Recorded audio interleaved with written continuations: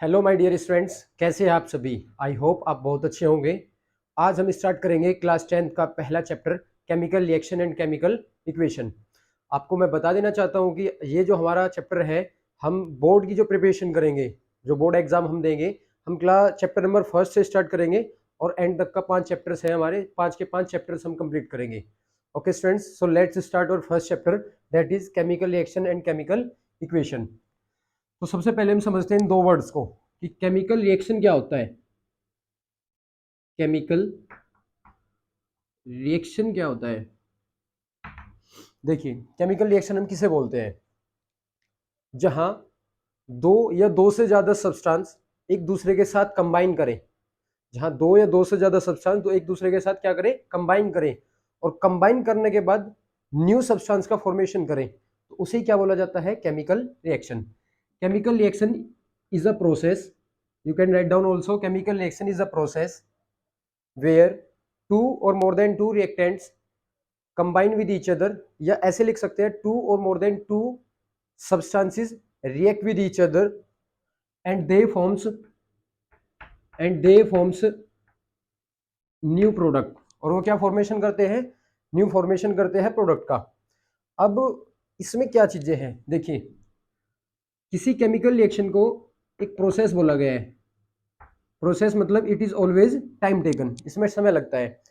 जब हम 12th chapter class में जाते हैं, 12th क्लास में, तो हम एक चैप्टर पढ़ते हैं केमिकल काइनेटिक्स। तो वहां पे हमें पढ़ने को मिलता है कि स्लो रिएक्शन भी होती है, फास्ट रिएक्शन भी होती है और मॉडरेट रिएक्शन भी होती है। तो स्लो रिएक्शन जो ज्यादा टाइम लेती है, फास्ट रिएक्शन वो जो बहुत जल्दी हो जाती है, और मॉडरेट रिएक्शन जो बीच के टाइम में कंप्लीट होती है, स्लो के और फास्ट के। तो जनरली अभी हम क्या कर रहे हैं, chemical reaction is a process.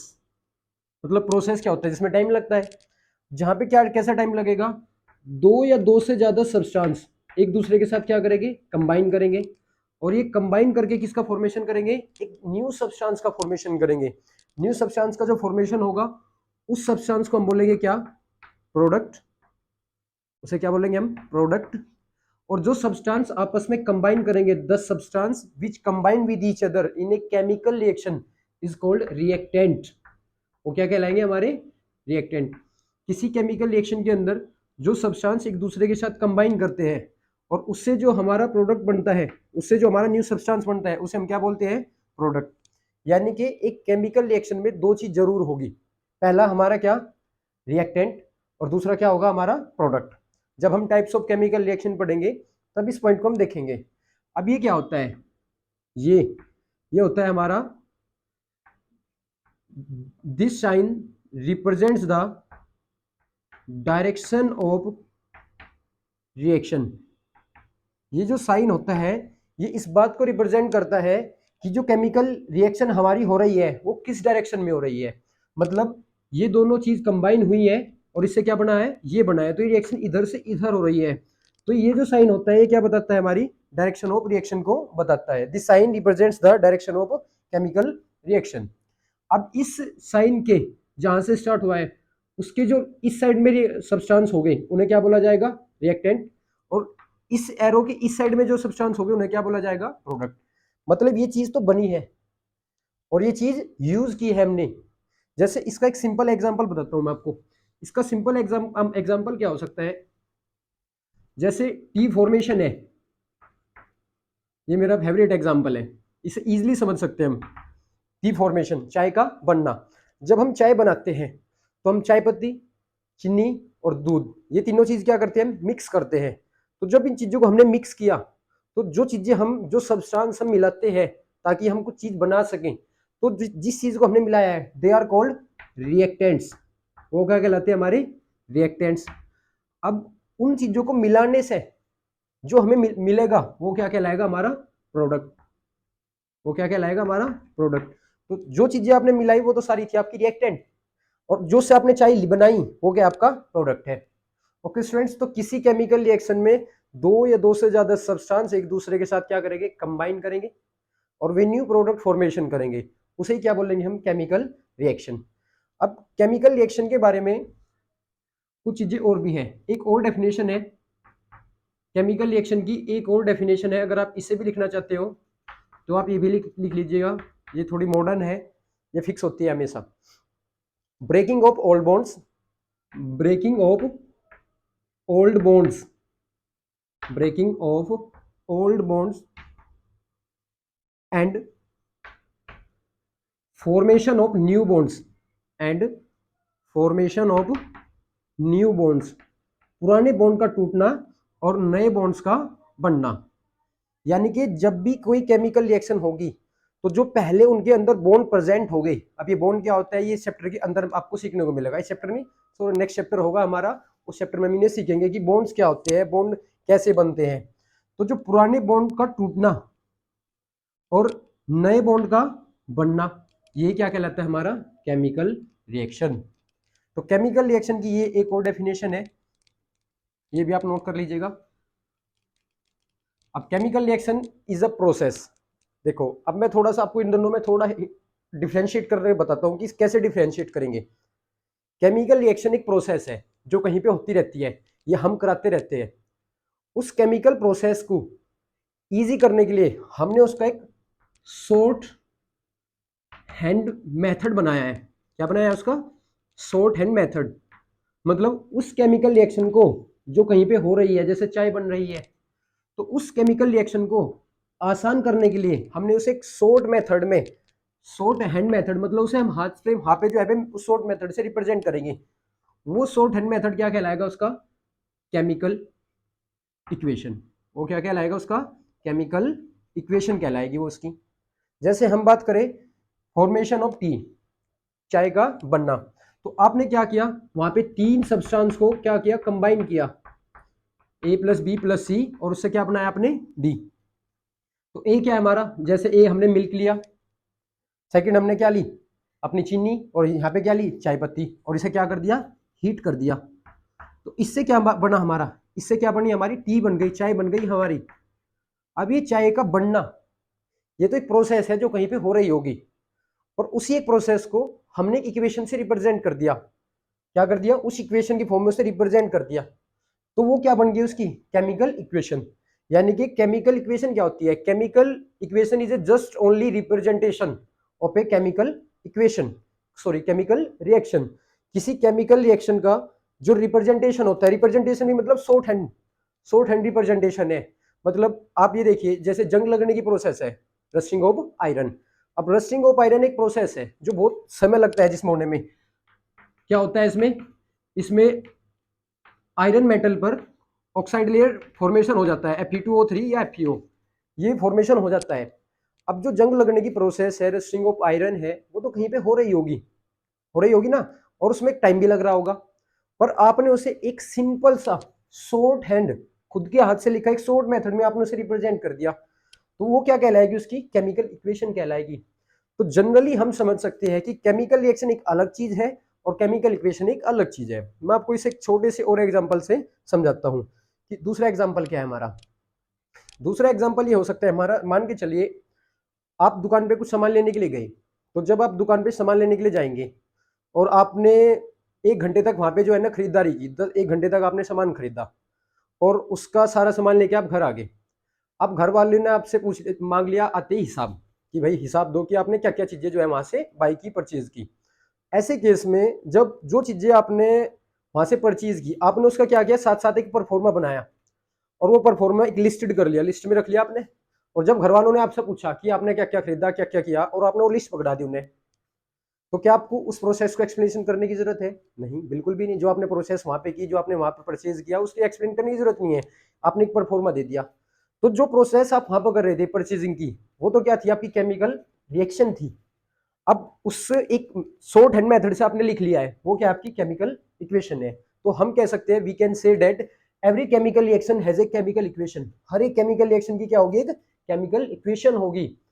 तो प्रॉब्लम ये आती है स्टूडेंट्स को कि जब हम किसी केमिकल रिएक्शन को पढ़ते हैं, तो केमिकल रिएक्शन तो बहुत सारी है, अब वे डेली लाइफ में इतनी सारी हो रही है, अब हमें कैसे पता लगेगा कि वो केमिकल रिएक्शन ये वाली कौन सी है? कुछ केमिकल रिएक्शन तो स्पेसिफिक है जिन्हें आप पहचान सकते हो, जिन्हें आप बहुत इजीली याद भी कर सकते हो। बस but most of the chemical reaction जो होती है वो तो आपने देखी ही नहीं है। जब आपने केमिकल रिएक्शन देखी नहीं है, तो फिर उसकी केमिकल इक्वेशन आप कैसे लिखेंगे? और फिर केमिकल इक्वेशन आपने लिख भी ली, तो फिर उसका प्रोडक्ट कैसे बनाएंगे? क्योंकि आपने प्रोडक्ट बनता हो ही नहीं देखा आज तक का। तो हम क्या करेंगे यहाँ पे एलिमेंट्स की सहायता से उनका चार्ज वो निकालना सीखेंगे, और चार्ज के बेसिस पे हम केमिकल रिएक्शन कंप्लीट कराएंगे। और कोई भी केमिकल रिएक्शन जो आपने कभी देखी ना हो उसे भी हम क्या कर सकते हैं, कंप्लीट कर सकते हैं। तो ये बेसिक आपको पता लग गया होगा कि केमिकल रिएक्शन और केमिकल इक्वेशन में क्या डिफरेंस होता है। जनरली कह सकते हैं हम कि कोई प्रोसेस है जो कहीं पे हो रही है, दैट इज केमिकल रिएक्शन, और उस केमिकल रिएक्शन को एक रिप्रेजेंट करने का एक मेथड हमने बनाया, वो क्या है हमारा केमिकल इक्वेशन। अब क्या क्या फीचर्स होते हैं, क्या क्या कैरेक्टरिस्टिक्स होती है किसी एक केमिकल रिएक्शन की। कैरेक्टरिस्टिक्स पे हेडिंग लगाइए, कैरेक्टरिस्टिक्स पे केमिकल रिएक्शन। देखिए अब क्या क्या कैरेक्टरिस्टिक्स होगी। सबसे पहली कैरेक्टरिस्टिक किसी केमिकल रिएक्शन की क्या होती है।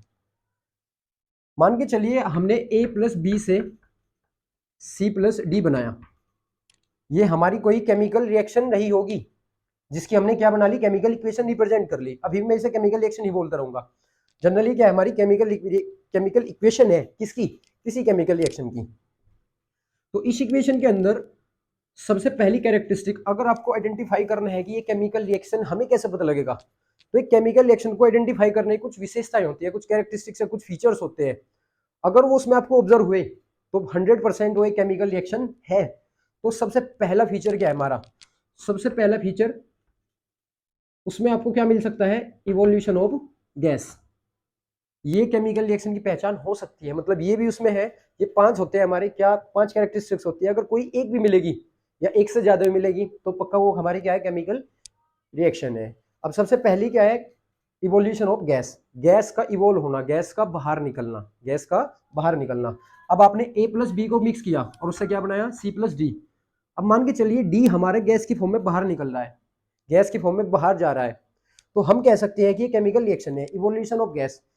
केमिकल रिएक्शन में गैस का इवोल्यूशन हो सकता है। जैसे इसका सिंपल एग्जांपल लेते हैं, Mg plus H2SO4, Mg plus H2SO4। अब Mg 2 पॉजिटिव है, SO4 2 नेगेटिव है, ये आगे बताऊंगा मैं कैसे होता है। यहाँ से क्या बनेगा हमारा, MgSO4, 2 positive 2 negative cancel out, और यहाँ से कौन सी गैस बाहर निकलेगी, H2, and H2 is hydrogen gas. तो अगर किसी रिएक्शन में से गैस का इवोल्यूशन होता आपको दिख रहा है, गैस बाहर निकल रही है, वो आपके कैसे दिखेगा, ये वाला साइन आपको लगाया जाएगा उसके साथ में। या मोस्टली क्या तरीका होता है गैस याद रखने का, एक तरीका है फोन है क्लोरो, क्या है, फोन है chloro, fluorine, oxygen, nitrogen, hydrogen और क्लोरीन। ये हमारी गैसेज होती है जो यहाँ पे मिल सकती है हमें। जैसे F2 fluorine gas, O2 nitrogen oxygen gas, N2 nitrogen gas, H2 hydrogen gas और Cl2 क्लोरीन गैस। तो कोई गैस बाहर निकल रही हो, इवोल्यूशन ऑफ गैस, गैस का बाहर निकलना। तो अगर कोई गैस इवॉल्व हो रही है तो पहली आइडेंटिफिकेशन है कैसी, केमिकल रिएक्शन की। तो आप इसे पहचान सकते हैं। दूसरा क्या है हमारा, दूसरा फीचर होता है हमारा formation of precipitate, formation of precipitate. किसी केमिकल रिएक्शन के अंदर प्रेसिपिटेट का बनना। अब प्रेसिपिटेट क्या होता है, देखिए अगर आप एक कंटेनर के अंदर वाटर फिल करें और उस वाटर के अंदर आप शुगर ऐड करें और थोड़ा साथ साथ में रेत, सिलिका, साथ साथ में क्या करें, रेत भी ऐड करें उसमें, तो जो शुगर होगा, अच्छे से सेक कर ले सॉल्यूशन को, जो शुगर होगा वो तो डिजोल्व हो जाएगा, पर जो रेत है आपका, सिलिका है, वो क्या होगा, थोड़े ही समय बाद नीचे जाके सेटल डाउन हो जाएगा। तो किसी सॉल्यूशन के अंदर कोई ऐसा पार्ट जो नहीं घुलता है, the insoluble part in any solution is called precipitate. तो किसी सॉल्यूशन के अंदर कोई ऐसा भाग जो उसके अंदर ना डिजोल्व हुआ हो, बट वो क्या हो गया, उस नीचे जाके सेटल डाउन हो गया हो, वो अभी भी उसमें इनसोल्यूबल हो, तो उसी चीज को हम क्या बोलते हैं, प्रेसिपिटेट। उसे क्या बोलते हैं हम, प्रेसिपिटेट। तो जब भी कोई केमिकल रिएक्शन होगी तो उसके अंदर अगर गैस इवॉल्व नहीं हो रही है तो शायद क्या हो रहा होगा, उसके अंदर कोई प्रेसिपिटेट फॉर्मेशन हो रहा होगा। इसकी कैसे पहचान होगी, मान के चले A प्लस बी है और इससे हमने क्या बनाया, C प्लस डी। अगर किसी सब्सटेंस के नीचे ऐसे लिखाया है, ऐसे, तो इसका मतलब यह है कि इसके प्रेसिपिटेट बने हैं। इसके क्या हुआ है, इसके प्रेसिपिटेट फॉर्मेशन हुआ है, क्योंकि प्रेसिपिटेट नीचे जाके सेटल डाउन हो जाता है और ये सेटल डाउन होने का साइन है। इवोल्यूशन ऑफ गैस का कैसा है, अपवर्ड साइड, और प्रेसिपिटेट का कैसा है, डाउनवर्ड साइड, क्योंकि ये नीचे जाके सेटल डाउन हो जाते हैं और ये इनसोल्यूबल पार्ट होते हैं। तो किसी केमिकल रिएक्शन के अंदर या तो गैस बाहर निकलेगी या उसमें क्या बनेंगे, प्रेसिपिटेट फॉर्मेशन करेगा। ज्यादातर AgCl, AgNO3, AgCl या AgBr, इनके जो कंपाउंड्स होते हैं वो प्रेसिपिटेट फॉर्मेशन करते हैं। ये आगे जाके हम पढ़ेंगे जब हम पढ़ेंगे प्रेसिपिटेशन रिएक्शन। ओके, तीसरा फैक्टर क्या होता है हमारा? तीसरा फैक्टर होता है हमारा change in colour. Change in colour ये तो मैं आपको जनरली बताता हूं। जब आप चाय बनाते हैं तो जब चाय बनती है तो पहले जो मिल्क का कलर होता है और जब टी फॉर्मेशन हो जाता है, जब चाय बन जाती है, तो क्या उस समय भी उसका जो कलर है वो सेम ही रहता है? कलर क्या हो जाता है? चेंज हो जाता है। तो during a chemical reaction colour changes, colour क्या होता है? कलर चेंज होता है, ऑब्जर्व होता है कलर चेंजेस का। तो ये भी एक फीचर हो सकता है कि किसी केमिकल रिएक्शन के दौरान कलर चेंज हुआ हो, तो we can say that is a chemical reaction. जैसे मैं आपको बताऊं कि जब हम कॉपर सल्फेट सॉल्यूशन के अंदर, कॉपर सल्फेट का जो सॉल्यूशन होता है किस कलर का होता है? ब्लू। इस चैप्टर में आगे जाके बताऊंगा कि ब्लू ही क्यों होता है। जब हम इसके अंदर क्या मिलाते हैं? जिंक मेटल को डिसोल्व करते हैं, तो यहाँ पे बनता है ZnSO4। ये कैसे बनता है? Zn पे 2 पॉजिटिव, SO4 पे 2 negative, 2 positive 2 negative cancel out, they becomes ZnSO4 and this is Cu। और इसका जो ब्लू कलर होता है वो रिएक्शन होने के बाद क्या हो जाता है? डिसअपियर हो जाता है। ब्लू कलर डिसअपियर हो जाता है, ये रेड कलर में चेंज हो जाता है। अब रेड कलर की पीपीटी बन जाती है नीचे जाके। तो हम क्या कह सकते हैं? इस रिएक्शन के अंदर कलर चेंज हुआ है। तो किसी केमिकल रिएक्शन की ये भी प्रॉपर्टी हो सकती है, ये भी कैरेक्टरिस्टिक हो सकती है, ये भी एक फीचर हो सकता है कि उसमें क्या हुआ हो? कलर चेंज हुआ हो। ओके स्टूडेंट्स, आप इसे नोट करिए, कलर चेंज भी हो सकता है। अब नेक्स्ट क्या है हमारा? Next fourth point. अब देखते हैं हमारा फोर्थ पॉइंट क्या है। तो हमारा फोर्थ पॉइंट होगा change in physical state. Change in physical state. अब ये क्या है? देखिए, फिजिकल स्टेट की चेंज होने का मतलब है कि जो हमने रिएक्टेंट को मिलाया था, पहले वो किस फिजिकल स्टेट में थे? सॉलिड थे, गैस थे या लिक्विड थे? और जब प्रोडक्ट बन गया तो उनकी क्या फिजिकल स्टेट उस समय भी वही है। जैसे मैं बात करता हूं, जब हम टी फॉर्मेशन करते हैं, चाय बनाते हैं, तो चाय बनाते दौरान जो आपका शुगर होता है, क्या होता है आपका? That is sugar. तो शुगर किस फॉर्म में होता है? जब आप उसे मिलाते हैं तो शुगर आपका सॉलिड फॉर्म में होता है, ये पता है आपको। बट जब चाय बन जाएगी, जब टी फॉर्मेशन हो जाएगा, उस समय जो शुगर है अब वो सॉलिड फॉर्म में नहीं रहेगा, वो कहीं में लिक्विड फॉर्म में डिसोल्व हो चुका होगा, कहीं के अंदर, मिल्क के अंदर। तो हम क्या कह सकते हैं? वो सॉलिड से किस फॉर्म में गया है? लिक्विड फॉर्म में गया है। तो जब किसी केमिकल रिएक्शन, कोई केमिकल रिएक्शन होती है और उसमें स्टेट चेंज हो जाती है, तो हम क्या बोलते हैं? Change in physical state. वो भी किसके आइडेंटिफिकेशन कराता है हमें? केमिकल रिएक्शन का एक फीचर होता है, केमिकल रिएक्शन की एक प्रॉपर्टी होती है कि वहां पे क्या हो सकता है? वहां पे चेंज इन स्टेट हो सकता है। जैसे एक सिंपल सा एग्जांपल और ले सकते हैं हम। आप बर्फ को क्या कीजिए? हीट कीजिए। आइस को क्या कीजिए? हीट कीजिएगा। तो जैसे क्या होगा? आप आइस को हीट करेंगे तो कहीं में कन्वर्ट हो जाएगा आपका वाटर में। अब पहले आइस किस फॉर्म में था? सॉलिड में।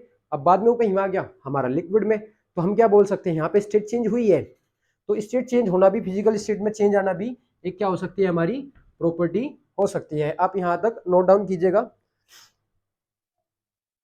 नेक्स्ट क्या है हमारा? नेक्स्ट है हमारा चेंज इन टेम्परेचर। ये हमारा चेंज इन टेम्परेचर। किसी केमिकल रिएक्शन में टेम्परेचर में भी चेंज हो सकता है। अब आप इसे नोट कर लीजिएगा, मैं एक्सप्लेन करता हूं। ये हमारे मेनली 5 फैक्टर होते हैं।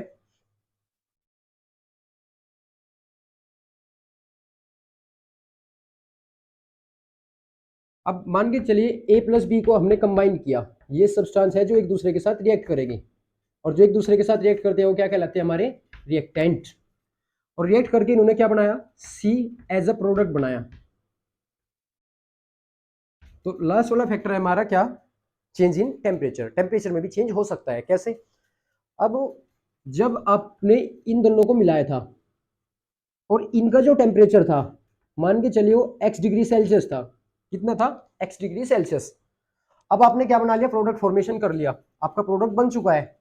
तो जो टेम्परेचर है वो आपको x डिग्री सेल्सियस नहीं मिलेगा, या तो x डिग्री सेल्सियस से कम हो जाएगा या वो x डिग्री सेल्सियस से बढ़ जाएगा।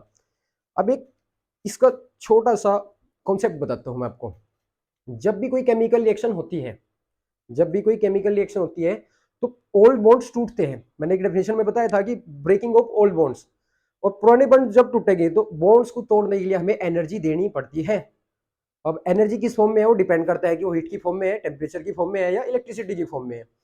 तो अगर हम किसी रिएक्शन में एनर्जी देंगे, एनर्जी सप्लाई करेंगे तो बॉन्ड तोड़ेंगे वहां का, तभी तो केमिकल रिएक्शन होगी। जैसे आप चाय बनाते हैं तो आप हीट नहीं देंगे तो केमिकल रिएक्शन कैसे होगी। तो जो वहां पे केमिकल रिएक्शन हुई है, जो वहां पे केमिकल रिएक्शन हुई है उसकी वजह से आपने वहां का टेम्परेचर क्या हुआ, चेंज हुआ है, या तो आपने हीट दी होगी या हीट वहां से निकली होगी। ये हम कैटेगराइज करेंगे आगे एंडोथर्मिक और एक्सोथर्मिक में, कि अगर रिएक्शन में हीट बाहर निकली है दैट इज एक्सोथर्मिक, और अगर हीट देनी पड़ी है तो एंडोथर्मिक। तो एक केमिकल रिएक्शन का एक ये भी फीचर हो सकता है कि उसके टेम्परेचर में क्या आएगा, चेंज आएगा, टेम्परेचर चेंज होगा उसका, पहले जितना था अब उतना नहीं मिलेगा, या तो इंक्रीज करेगा, आइदर इंक्रीज और आइदर डिक्रीज। सो स्टूडेंट्स ये 5 फैक्टर आपको समझ में आए, ये 5 प्रॉपर्टीज समझ में आए आपको कि किसी केमिकल रिएक्शन के अंदर क्या बेसिक प्रॉपर्टीज होती है जब वो कोई केमिकल रिएक्शन कैरिड आउट होती है, कंप्लीट होती है। ओके स्टूडेंट्स, अब बढ़ते हैं नेक्स्ट टॉपिक की ओर। ये आई थिंक आपको समझ में आया होगा। देखिए अभी थोड़ा और नए टॉपिक की ओर चलते हैं।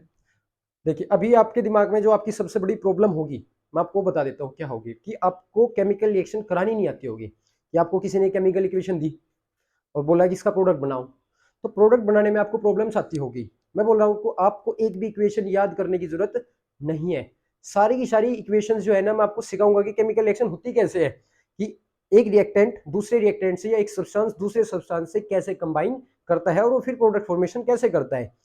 इसी बीच हम पहले थोड़ा सा और सीखेंगे। अच्छा एक छोटी सी इन्फॉर्मेशन मैं आपको शेयर करना चाहता हूँ। आप अभी 10th क्लास में है और मैं नहीं चाहता कि मैं आपको यहाँ पे जो इलेक्ट्रॉनिक कॉन्फ़िगरेशन है एलिमेंट्स का वो कराऊं, तो आपकी थोड़ी सी जिम्मेदारी बढ़ जाती है कि आपको 20 एलिमेंट्स हाइड्रोजन से लेकर कैल्शियम तक आपको याद होने चाहिए। हाइड्रोजन से लेकर कैल्शियम तक आपको 20 एलिमेंट याद होने चाहिए, सबसे पहली कंडीशन। दूसरा, उन एलिमेंट्स के इलेक्ट्रॉनिक कॉन्फ़िगरेशन भी आपको याद होने चाहिए। अगर आपसे इलेक्ट्रॉनिक कॉन्फ़िगरेशन नहीं आते हैं तो मैं डिस्क्रिप्शन बॉक्स में आपको एक लिंक दूंगा, उस लिंक में आपको how to learn electronic configuration, how to read electronic configuration, आपको उसकी एक वीडियो मिलेगी डिस्क्रिप्शन में। आप इस वीडियो कंप्लीट करने के बाद एक बार वो वीडियो देख लीजिएगा, आपसे इलेक्ट्रॉनिक कॉन्फ़िगरेशन आ जाएगा तो आपसे चार्ज निकालना आ जाएगा, और चार्ज निकालना आ जाएगा तो केमिकल रिएक्शन हो जाएगी। तो मेनली केमिकल रिएक्शन कराने के लिए चार्ज होता है एलिमेंट का सबसे मेन, और चार्ज याद करने के लिए आपसे इलेक्ट्रॉनिक कॉन्फ़िगरेशन जरूर आना चाहिए, जो कि मैं आपको एक लिंक दूंगा, उससे आप जाके सीख सकते हैं। अदरवाइज आपसे आता है तो आप कंटिन्यू रखिए। अब हम देखते हैं कि balancing of A chemical equation,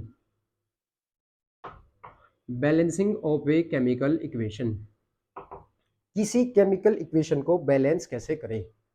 अब ये क्या टॉपिक है इसे समझिए।